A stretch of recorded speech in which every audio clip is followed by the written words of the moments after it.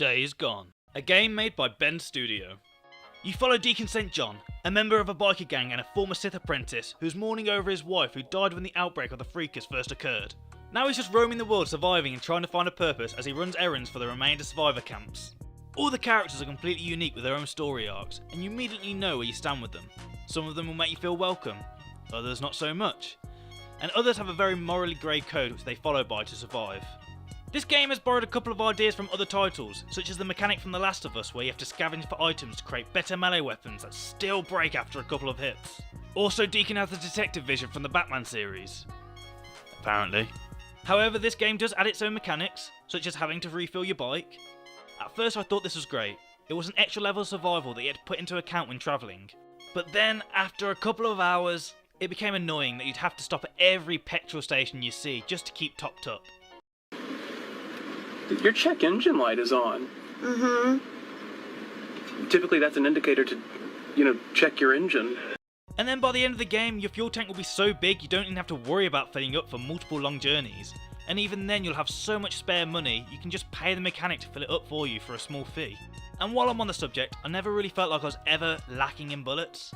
Since you can pay the gunsmith at camps to fill you up to the brim with ammo, which made the firefights that much easier. Which is a shame because it completely takes the necessity away to scavenge for things.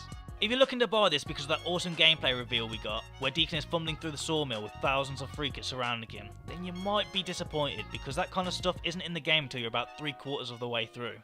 With all due respect, what the fuck are you talking about? Which is a real shame because when you first encounter these big hordes, you can't help but feel the adrenaline rush as you're trying to fight back and run at the same time. The trophy collecting in this game is quite straightforward. After you finish the main storyline, you want to finish all the side missions, like clearing out all the ambush camps, all the marauder camps, all the infestations, and explore all the Nero checkpoints. Most of the trophies are things that you'll be checking off as you play anyway, like modifying your bike, crafting weapons and collecting freaker ears. A piece of advice though, scavenge all the bodies of enemies you've killed as you go along the story, because once you've finished all the quests, there won't be any set places to find enemies to complete this task. When I did it, I had to drive around for ages just waiting to be ambushed. Come on, come on! Kill me, I'm here! Kill me! I'm here! Kill me! Also, the game will ask you to collect 75% of the collectibles, which sounds easy enough until you see that the majority of them aren't marked on the map, so it's up to you to get exploring. Or to get up a guide. But the game is nice enough to give you a menu to show you your progress on trophies. Now the thing I struggled with the most was having to kill a zombie bear with a knife. You can substitute this for any other stronger enemy, but I chose this one because it's slower. For the first 10 attempts, it ended a bit like this.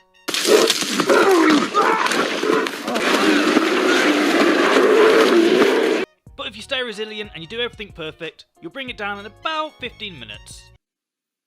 There are also 2 trophies to do with drifting. One is having to drift and use nitro at the same time for 5 seconds, which if you keep practicing on an open area, you'll get it eventually. But the other is to accumulate 10 minutes of drifting, which, if I'm honest, I got nowhere near that amount after finishing the game. So I did the old fashioned tactic of holding my analog sticks together and just waited till the trophy popped. Overall, I wouldn't recommend this to people who can only spend a couple of hours a night playing games because of how slow the start can be, due to the pacing of the story and the stop and startiness of having to fill up your tank. However, past this is a great story full of brilliant characters. But if you're a trophy hunter, you may see yourself getting this game since it's pretty straightforward to get the platinum trophy. I hope you enjoyed the video, leave a like if you did and don't forget to subscribe. Thank you for watching and I'll see you next Sunday.